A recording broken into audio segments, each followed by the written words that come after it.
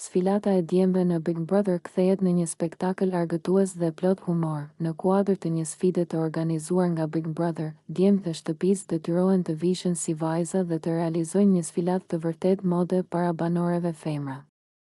Me veshje të guximshme, grim të theksuar dhe taka të larta, ata transformohen tërësisht, duke e kthyer këtë sfidë në një nga momentet më argëtuese të këtij edicioni.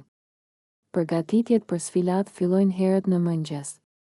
Vajzat e ndihmojnë djemtë të zgjedhin veshjet më ekstravagante nga garderoba e tyre, ndërkohë që disa prej tyre marrin shumë seriozisht detyrën e stilistëve. Loredana dhe Rozana marrin përsipër të grimojnë djemtë, duke i bërë ata të duken sa më të ngjashëm me femrat. Gjesti, i cili zakonisht nuk i kursen ironitë dhe batutat, këtë herë duket më i emocionuar se kurrë, duke zgjedhur një fustan të shkurtër me ngjyrë të ndezur dhe duke vënë parukë bionde. Kur vjen momenti i sfilatës, shtëpia e Big Brother shndërrohet në një pasarel të vërtet mode. Djemtë dalin një nga një, duke ecur me vetbesim dhe duke bërë poza të egzageruara, ndërsa vajzat nuk mbajnë dot të qeshurat. Jozi, i cili zakonisht është më i rezervuar, shokon të gjithë me një performancë provokuese, duke tundur flokët e tij të rrem dhe duke bërë lëvizje si një modele profesioniste. Gjesti, i cili njihet për aftësinë e tij për të bërë show, i shkon deri në fund rolit të tij, duke i provokuar vajzat me shikime flirtuese dhe duke i bërë të qeshin me batutat e tij.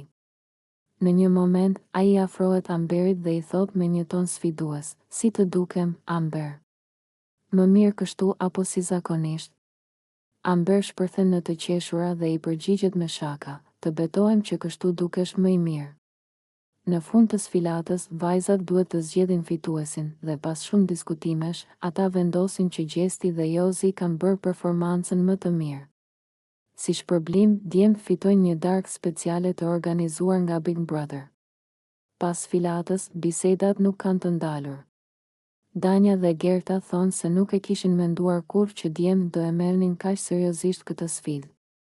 Valbona shton se disa prej tyre janë aq të natyrshëm në rolin e femrave, sa që mund të bëjnë karrierë në botën e modës.